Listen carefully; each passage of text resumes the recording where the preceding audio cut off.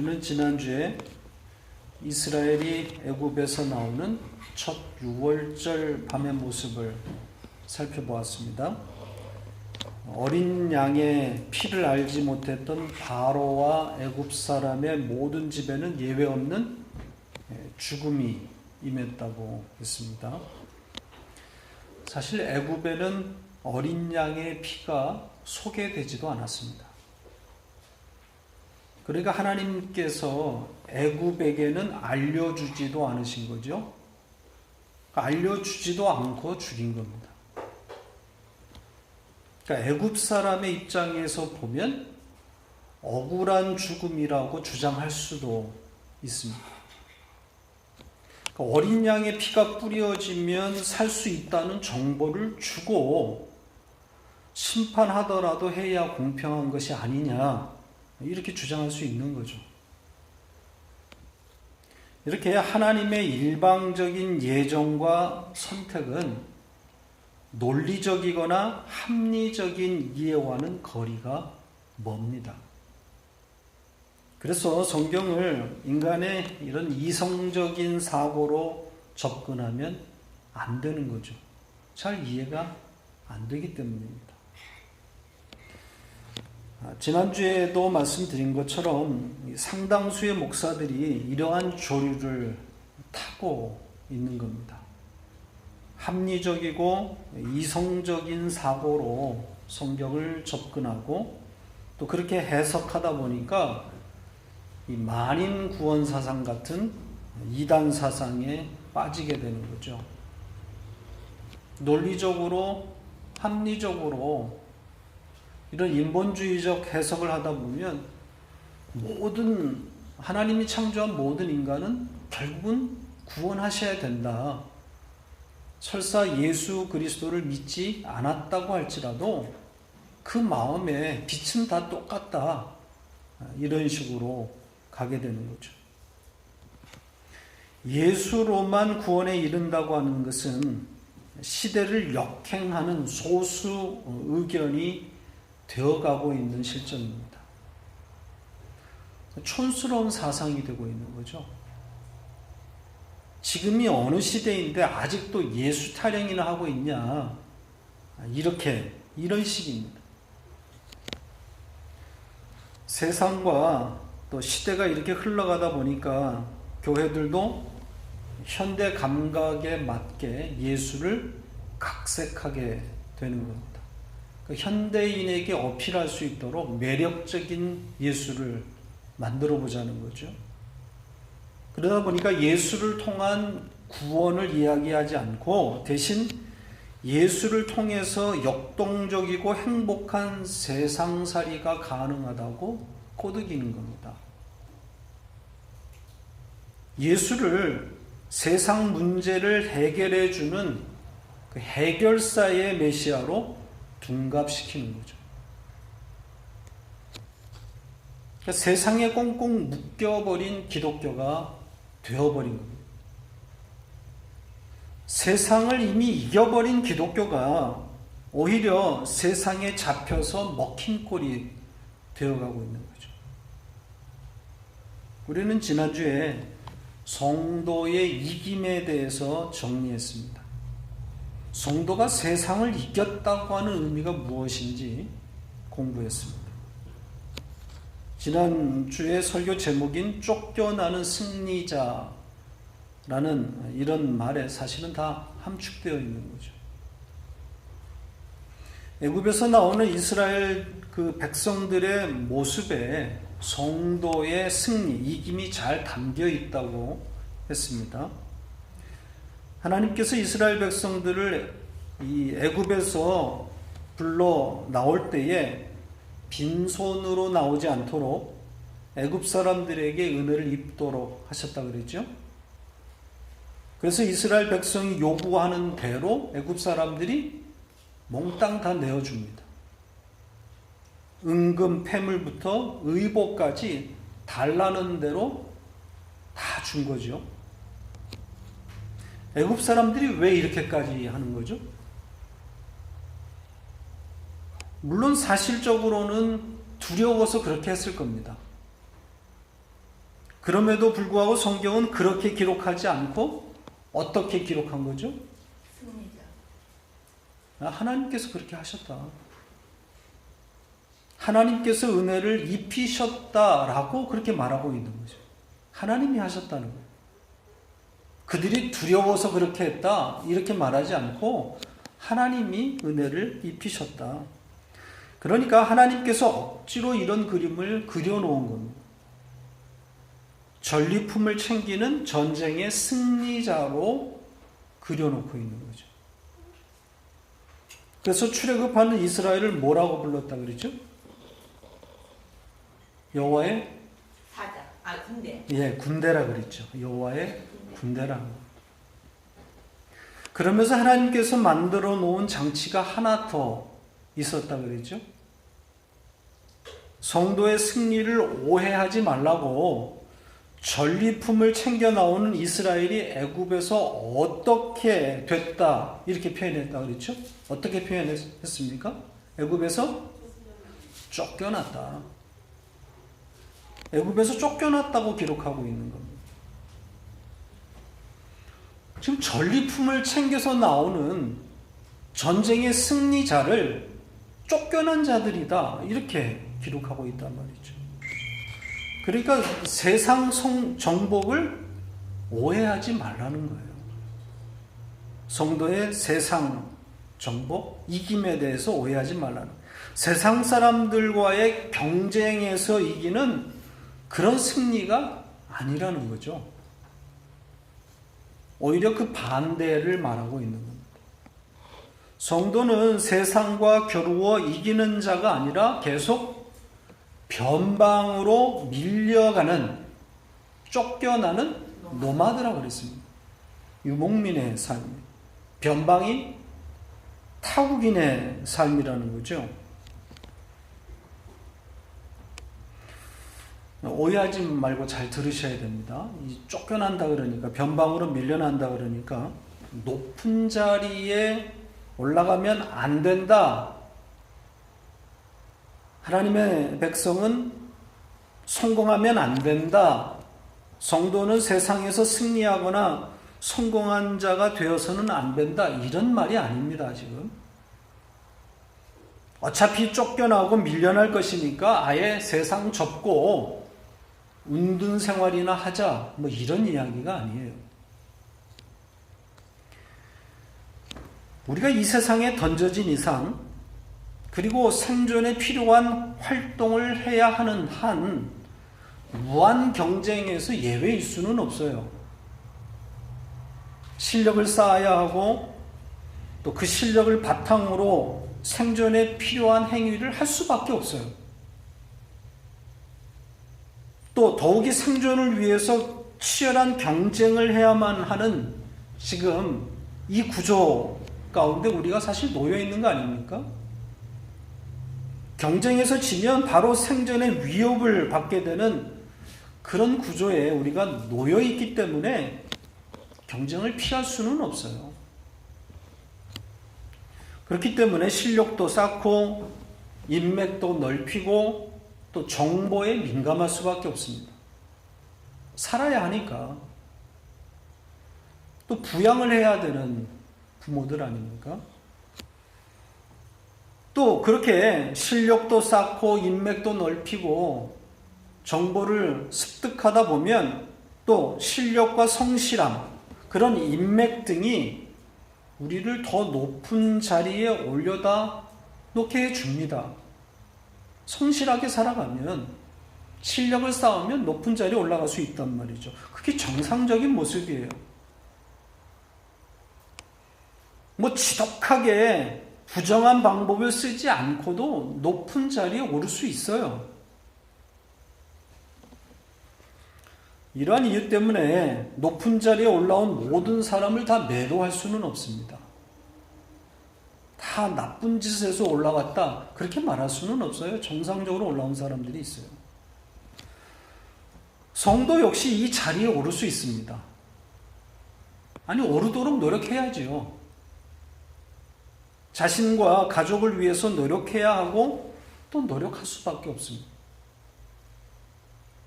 그러면 왜 높은 자리에서 성도는 밀려나야만 하는가?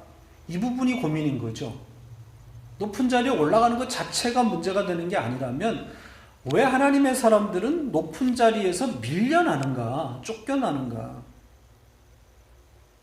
그래서 세상의 정체를 알아야 된다는 거예요. 도대체 이 세상이 뭐냐? 이 세상 정부, 또 궁극적으로는 악의 세력인 마귀가 장악한 이 세상의 실체를 알아야 하는 거죠. 하나님께서 이 세상 정부에게 하나님을 대신하라고 권위를 주신 것이 아닙니다. 흔히 우리가 오해하는 것 중에 하나가 하나님이 이 세상 정부에게 권위를 주었다 하니까 하나님 대신이다. 그런 거 아닙니다. 오히려 그 반대라고 봐야 하는 거예요. 하나님께서 세상을 마귀에게 일임하셨단 말이죠. 세상 권세와 부귀 영화를 총괄하도록 마귀에게 그 권한을 주셨단 말입니다. 그래서 마귀가 그 권한을 심지어는 예수에게조차 그 권한을 가지고 자기에게 무릎 꿇으라고 그렇게 미혹했단 말이죠. 한번 확인하고 보십시다. 누가복음 4장 5절로 7절입니다. 같이 읽겠습니다. 마귀가 또 예수를 이끌고 올라가서 순식간에 천하만국을 보이며 이르되 이 모든 권위와 그 영광을 내가 네게 주리라. 이것은 내게 넘겨준 것이므로 내가 원하는 자에게 주노라. 그러므로 내가 만일 내게 절하면 다 내 것이 되리라. 여러분 여기서 이 첫 단어인 마귀를 빼버리고 그리고 한번 읽어보세요. 누가 하는 말처럼 보입니까? 마귀라고 하는 주어를 빼버리고 그냥 선입감 없이 읽으면 누가 하는 말씀처럼 보여요? 하나님이 하시는 말씀처럼 보이죠? 마귀가 넘겨받은 것이다 라고 말합니다. 누구한테 넘겨받은 거예요? 하나님으로부터 넘겨받았다.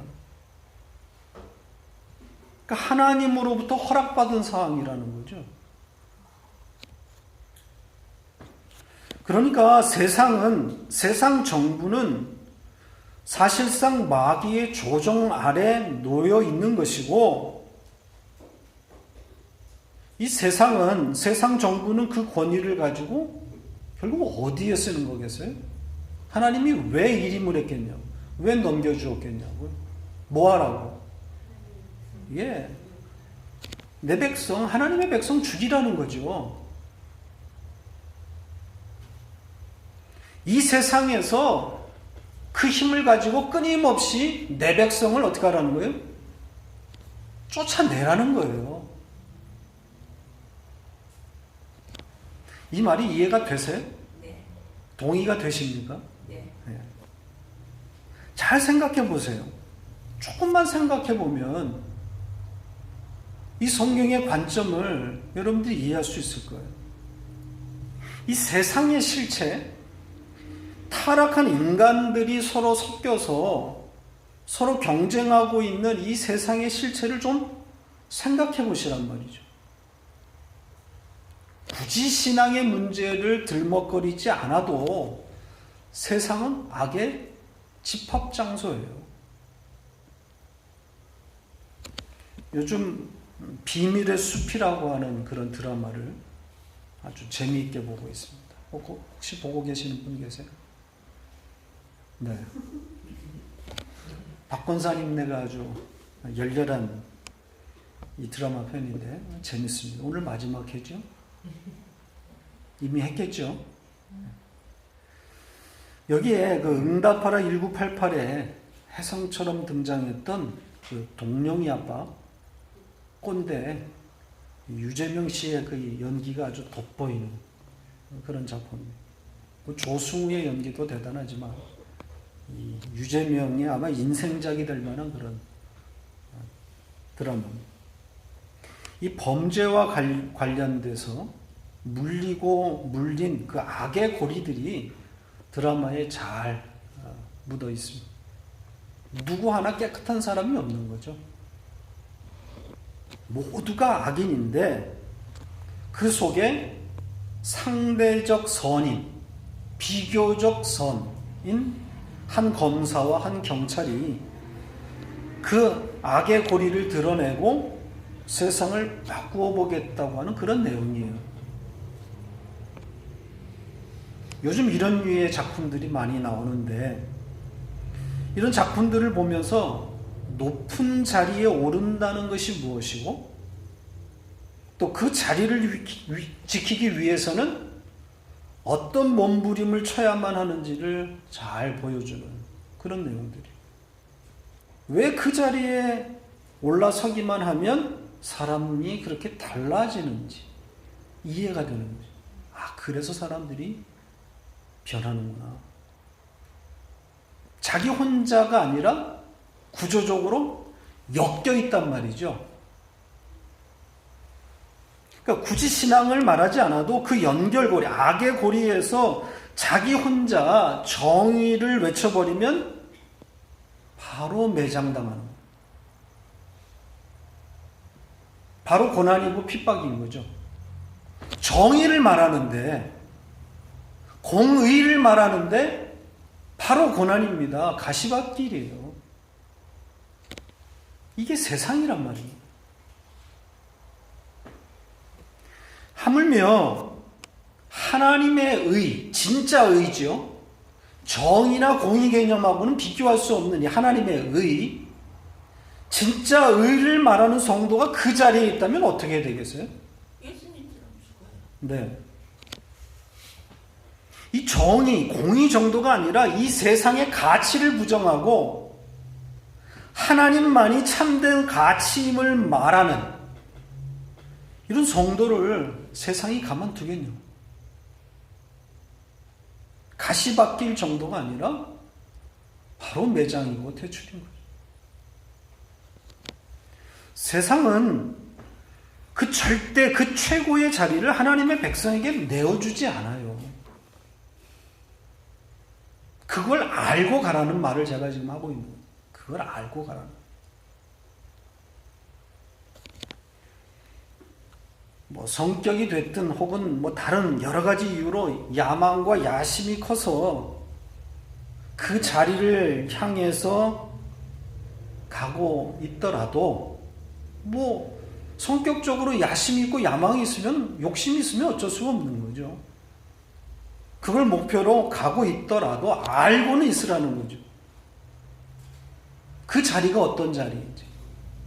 결국은 세상이라는 거예요. 궁극적으로는 마귀의 세상이라는 것을 알고 있어야 하는 거죠.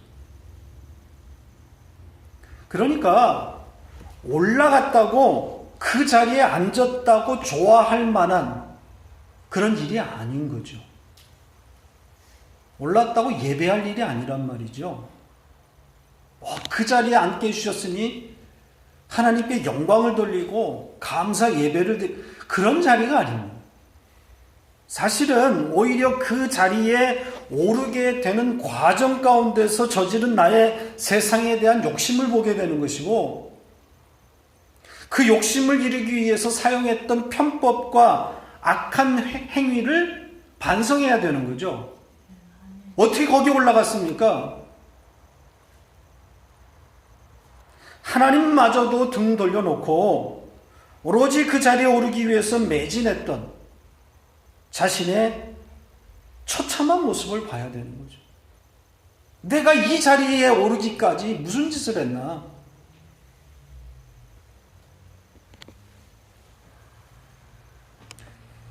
그런 면에서 오르고 내리는 일에 하나님께서 관여하신다고 하는 말은 맞는 말이에요. 올리신 것도 하나님이셨고 끌어내리신 것도 하나님이셨다. 이렇게 고백하는 것은 틀리지 않아 보입니다. 끌어내리기 위해서 올리셨다라고 해석하면 더 맞을 것 같아요. 세상 꼭대기로부터 밑바닥까지 떨어져 봐야 진짜 가치, 진짜 행복이 무엇인지 배울 수 있기 때문인 거죠. 그러니까 하나님의 관심은 오르고 내리시는 그런 일이 아니라 예수 그리스도를 가르치기 위함이고, 또 그로 하여금 그 예수 그리스도를 알고 찬송이 나오게 하는 거죠. 하나님의 관심은 거기에 있어요. 그래서 관여하신다라는 말이 틀리지 않다고 제가 말씀을 드립니다. 그러니까 우리의 운명이, 성도의 운명이 쫓겨나는 승리자라고 하는 이 말을 명심하세요. 이 쫓겨나는 승리자라는 이 말이 이해되면, 지금 이해가 되시고 있다면 거의 하산할 수준이 되십니다. 성도는 쫓겨나는 승리자다. 이게 이해가 되면 거의 하산 수준. 안 오셔도 됩니다. 이제 다음 주제로 넘어가죠. 자, 여호와의 군대인 이스라엘이 애굽에서 나오는 그 날을 어떻게 표현하고 있는지를 좀 살펴보겠습니다. 6월절 어린 양이 도살되고 그 피가 뿌려진 그날을 어떻게 표현하고 있습니까? 41절을 보세요. 40절, 41절 다시 한번 읽겠습니다. 이스라엘 자손이 애굽에 거주한 지 430년이라 430년이 끝나는 그날에 여호와의 군대가 다 애굽 땅에서 나왔은즉, 어디에 줄을 그셔야 되겠습니까? 네, 그날에, 정해진 그날에 나왔다. 430년이 끝나는 그날에 나왔다. 때가 찼다는 거죠. 그러니까 이미 예고한 것에 대한 성취라는, 말씀의 성취라는 거죠. 구체적으로 언제, 누구한테 하나님께서 예고하신 겁니까? 아브라함 때 이미 예고하셨던 거 아닙니까? 가서 확인하십시다. 창세기 14장 12절로 17절 같이 읽겠습니다. 해질 때에 아브라함이 깊은 잠이 임하고 큰 흑암과 두려움이 그에게 임하였더니 여호와께서 아브라함에게 이르시되 너는 반드시 알라. 네 자손이 이방에서 계게 되어 그들을 섬기겠고 그들은 400년 동안 네 자손을 괴롭히리니 그들이 섬기는 나라를 내가 징별할지며 그 후에 네 자손이 큰 재물을 이끌고 나오리라.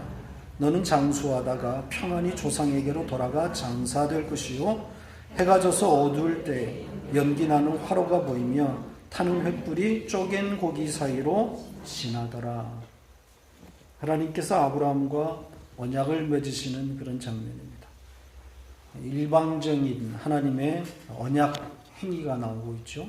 쪼갠 고기 사이로 누가 지나갑니까? 하나님만 가십니다.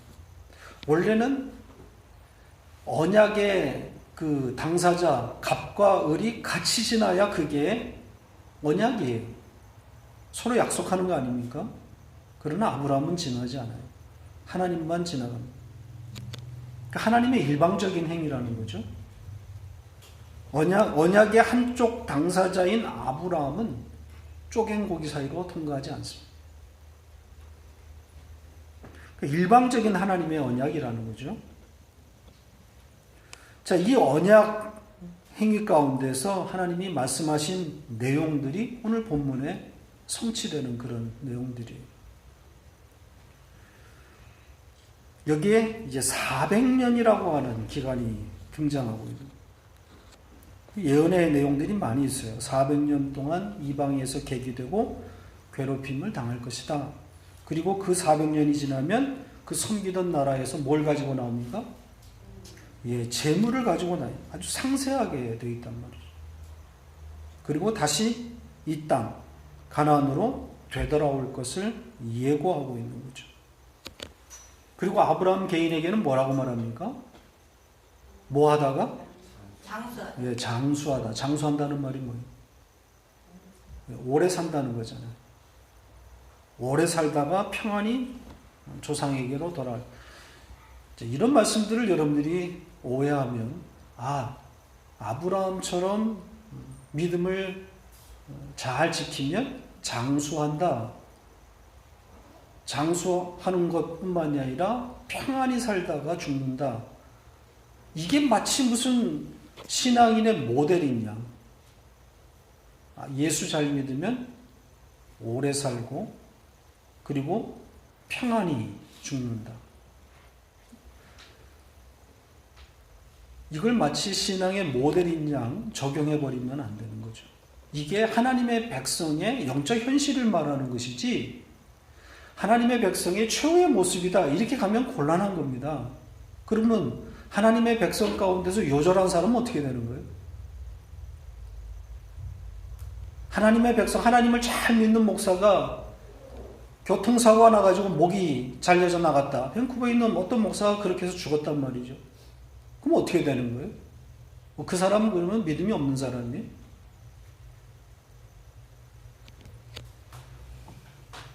한국이 자랑하는 한경직 목사님 같은 분은 어떻게 되는 거예요? 치매로 끝나는 하나님의 백성들은 어떻게 말할 겁니까? 평안히 죽는 게 아니잖아요. 고통스럽게 있다가 죽는 거 아닙니까? 빨리 죽지도 않아요. 그런 이야기가 아니란 말이죠. 성경을 잘 읽으셔야 돼요. 그냥 아무거나 그냥 끌어다가 놓고 적용해버리면 생각하지 않고 성경을 읽어버리면 그렇게 되는 거란 말이에요. 장수하다가 평안히 조상에게 돌아가 장사될 것이다. 그건 하나님의 백성의 영적 현실을 말하는 거예요. 그 구약 성경에서 하나님의 백성들은 다 부자란 말이죠. 하나님 잘 믿으면 다 부자가 된다는 이야기를 하고 있는 게 아니란 말이죠. 하나님의 백성, 천국 현실을 말하는 거란 말이죠. 아무튼 여기에 지금 400년 동안 이방에서 객이 돼서 괴롭힘을 당하다가 400년이 차면 돌아온다라는 그런 내용이에요. 이 말씀의 성취인 거죠. 근데 여기에 지금 연도수가 얼마의 차이가 있죠? 30년의 차이에 대해서 해석이 분분해요. 성경을 비평하는 자유주의 진영에서는 당연히 어디로 가겠습니까? 성경을 비평할 수 있으니까 저자의 실수, 전승 과정의 오류, 나아가서 성경의 오류 이렇게 간단 말이죠. 반면 성경의 무호성을 믿고 고백하는 보수 진영에서는 성경 본문을 비평하지 않기 때문에 성경 자체에서 조화가 되는 그런 해석을 하고 있는 거예요. 성경에 모순이 있을 수가 없다는 거죠. 오류가 있을 수 없다는 거예요. 그러니까 이 구절뿐만이 아니라 성경에 많은 난해 구절들이 있는데 서로 충돌을 일으키는 구절들이 많이 있는데 그런 구절들을 해석할 때도 이같이 보수 진영에서는 개혁주의에서는 성경 내에서 조화될 수 있는 그런 방법들을 찾는단 말이죠. 물론 그렇다고 해서 난해 구절들이 완벽하게 조화를 보여주고 있는 것은 아니에요. 그런 해석들, 그런 노력들이 일어나고는 있지만 다 해결되고 있는 건 아니에요. 그럼에도 개혁주의 성경과는 성경 본문을 비평하지 않습니다. 난해 구절로 그냥 남겨두는 것으로 끝이에요. 우리는 더 이상 모르겠다. 억지로 풀지 않겠다는 거죠. 그러니까 성경의 오류가 아니라 해석자의 한계로 남겨두겠다는 거예요.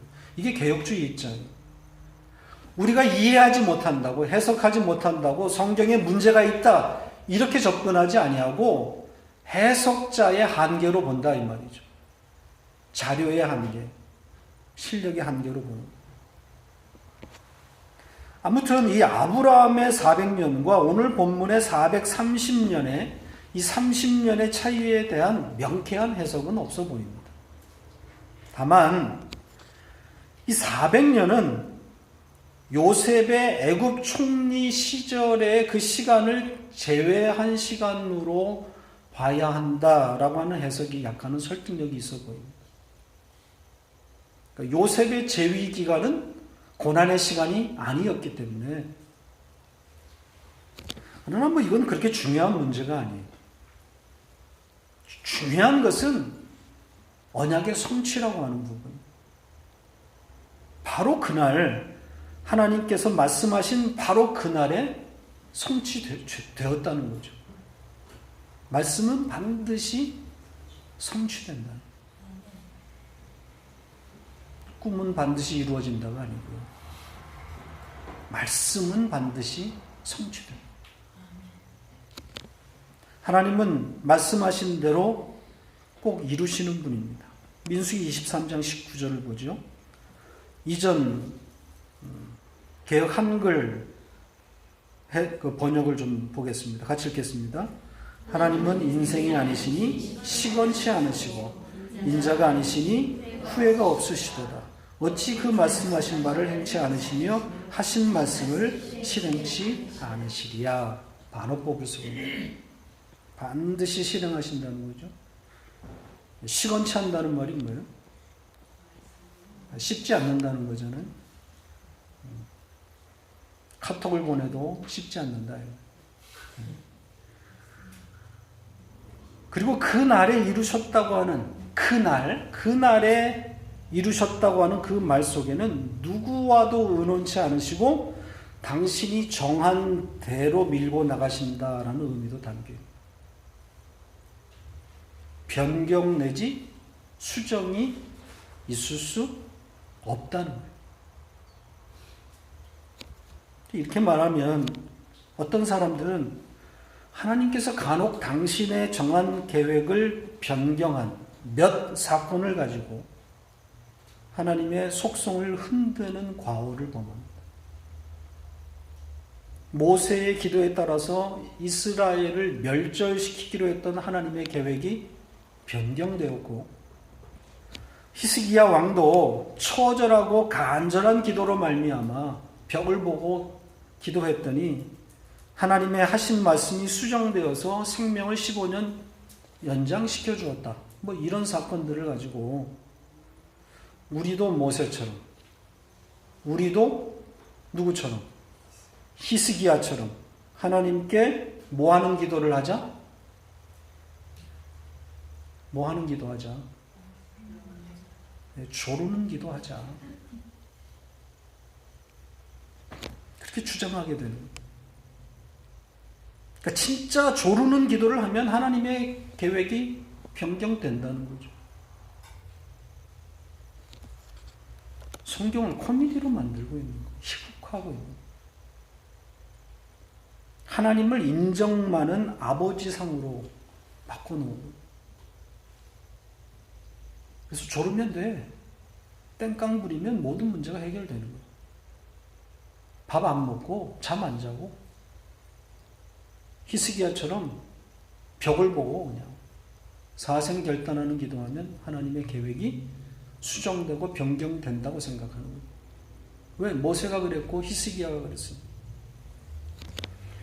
오늘날의 기독교가 다 이 길로 들어서 있는 거 아닙니까? 기도가 다 이런 흐름이 되어버린 거예요. 이게 잘하는 기도가 되어버린 거죠. 지성이면 감천의 기도가 되어버린 거예요. 하나님을 감동시키려는 행위를 양산하고 있는 거죠. 왜? 왜 하나님을 감동시키려고 하는 거죠? 기도 응답 받으려. 기도 응답의 비결이라고 가르치고 있는 거예요. 참 기가 막힌 현실입니다. 하나님을 몰라도 너무 모르는 거죠. 하나님은 언제나 그 자리에 계신 분입니다. 변함없이 그 자리에 계신 분. 그리고 하나님의 관심은 당신의 백성으로 하여금 예수 그리스도를 먹이시고 찬송하는 자로 만들어 가시겠다는 것 외에는 그 어떤 것도 관심이 없다는 거예요. 그러니까 하나님의 마음을 움직여서 이 닥쳐진 현실을 변경시키려고 하지 마시고 이제 그런 기도는 그만하시라고. 그 상황 가운데 두신, 우리를 그 상황 가운데 밀어넣으신 그 하나님의 목적, 이유와 목적을 찾는 기도로 바꾸시란 말이죠. 왜 하나님 나를 이 자리에 두셨습니까? 뭘 가르치시려고? 뭘 배워야 하는지, 무엇을 깨달으라고 이 자리에 두셨는지를 물어보시란 말이에요. 땡깡 서서 그 자리에서 어떻게 하든지 탈피하려고만 하지 마시고.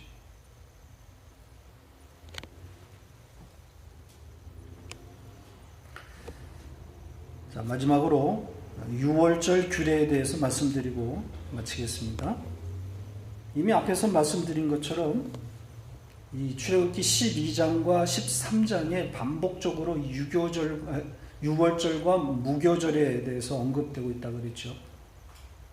그런데 그 반복되어지는 이야기들 가운데 차이점들이 있다고 말씀을 이미 드린 적이 있죠. 기억나세요? 내용의 차이가 왜 있는 거라 그랬습니까? 저자인 모세가 하나님의 명령을 듣고 임의대로 변경하거나 수정한 것이 아니라 이 사건이 지난 후에 이걸 이제 기록으로 남기지 않습니까? 그 기록할 때 발생되어지는 자연스러운 편집 과정이라는 말씀을 제가 드린 적이 있어요.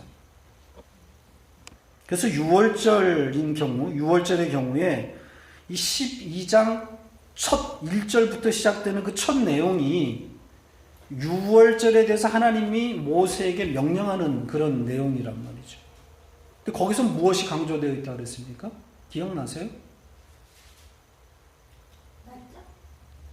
12장 1절에서부터 시작되는 6월절 이야기에는 6월절 어린 양을 언제 취하고 언제 죽여서 어떻게 먹어야 되는지 이런 내용들이 강조되어 있다고 그러지 않았습니까?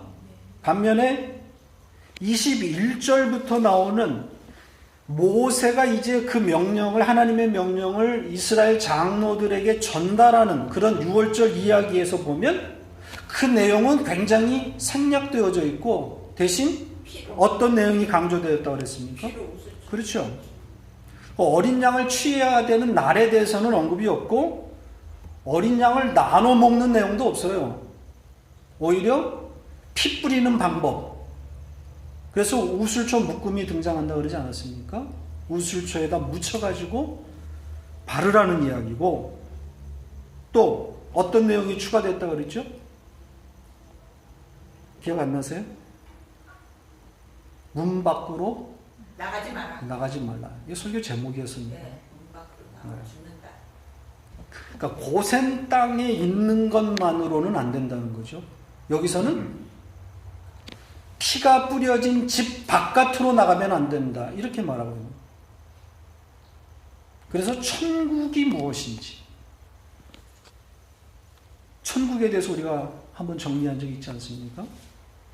천국은 어떤 물리적인 장소 개념이 아니라 통치 개념이라고 그랬어요. 하나님이 다스리는 영역. 그게 바로 하나님 나라인 거죠. 자, 그렇다면 오늘 본문 이 세 번째 6월절 이야기에서는 어떤 내용이 강조되어져 있을까요? 여기서는 또 전혀 또 다른 내용이 등장하고 있단 말이죠. 어떤 내용이 첨가되고 있습니까? 할례. 네. 여기서는 6월절에 참여할 수 있는 자의 자격에 대한 이야기가 또 나오고 있는 거죠. 6월절 규례, 이 6월절 규례에서는 6월절 예식에 참여하면 안 되는 사람들에 대한 이야기가 나옵니다. 어떤 사람들은 참여할 수 없죠? 아니죠. 이방 사람은 절대 참여할 수 없어요. 그러면서 강조되어 있는 내용은 타국인이, 이 이방인이 유월절에 참여할 수 있는 길이 제시되고 있다는 거죠. 이 이방인이, 타국인이 유월절에 참여하기를 원하면 어떻게 하라는 거죠? 돈으로. 네, 할례를 시키라는 거죠. 할례를 받은 자는 유월절에 참여할 수 있다는 거예요. 그러면서 할례의 법은 본토인인 이스라엘인이나 타국인 모두에게 동일하게 적용된다라고, 동일한 법이다 이렇게 말하고 있어요. 그러니까 이 말은 본토 이스라엘 백성이라고 할지라도 할례 받지 않은 자는 유월절과 관계가 없는 것이고, 외국인이라고 할지라도, 타국인이라고 할지라도 할례를 받았으면 유월절과 관계가 있다는 거죠. 그러니까 유대인이냐 아니냐는 중요하지 않다는 거예요. 할례를 받았느냐 안 받았느냐의 문제. 그래서 모세를 하나님이 갑자기 죽이려고 했던 사건에 대해서 우리가 생각을 했었던 거 아닙니까? 자기의 아들을 할례 받지 않게 했기 때문에 하나님이 돌격하신 사건 우리가 앞에서 보지 않았습니까? 그러니까 오직 할례로만 유월절에 들어갈 수 있다는 거죠. 자, 로마서 2장 28절 29절을 보겠습니다. 같이 읽겠습니다. 대저 표면적 유대인이 유대인이 아니요 표면적 육신의 할례가 할례가 아니라 오직 이면적 유대인이 유대인이며 할례는 마음에 할지 신령에 있고 의문에 있지 아니한 것이라 그 칭찬이 사람에게서가 아니요 다만 하나님에게서니라. 여기 할례가 지향하고 있는 바는 육체적 할례가 아니라 무엇의 할례입니까? 마음의 할례라는 거죠. 마음의 할례라는 게 뭐겠어요? 할례는 마음에 갈 수 없는 거잖아요. 문자적으로는. 근데 마음의 할례를 말하고, 예수 그리스도의 피뿌림을 말하고 있는 거죠. 유월절 어린 양의 피뿌림을 말하고, 그러면서 세례를 말하고 있단 말이죠. 그러니까 할례나 세례가 지향하는 바가 같다는 거죠. 육체적 세례는 그래서 세례가 아닙니다. 세례는 어디다 하는 거예요? 마음에 하는 거예요. 이 말은 진실한 마음으로 세례에 임하라는 것이 아니라, 세례 받을 때 진실된 마음으로 임해야 된다 그런 말이 아니라, 생명이신 예수 그리스도가 찾아오는 것이 세례다, 그걸 말하고 있는 거란 말이죠. 진정한 세례는 하나님이 하시는 거다. 할례나 세례 모두 언약과 그 맥을 같이 하고 있는 거예요. 하나님의 일방적인 행위를 담고 있는 거예요. 예수 그리스도의 대속적이라고 하는 그 희생을, 그 언약적 행위를 우리는 그냥 어떻게 하는 거예요? 전가받는 거예요. 우리가 한 것이, 한 일이 아무것도 없는 거죠. 그러니까 일방적으로 예수 그리스도가 하나님의 계획에 따라서 희생당한 것이고, 그 희생을 당신의 택한 백성들에게 일방적으로 부어주시는 거랍니다. 우리는 그렇게 전가받는 거예요. 그리고 생명이 있게 된 자는 이것이 믿어지게 되는 것이고, 그렇게 믿어진 자를 마음의 할례, 마음의 세례를 받았다 이렇게 말하는 거예요.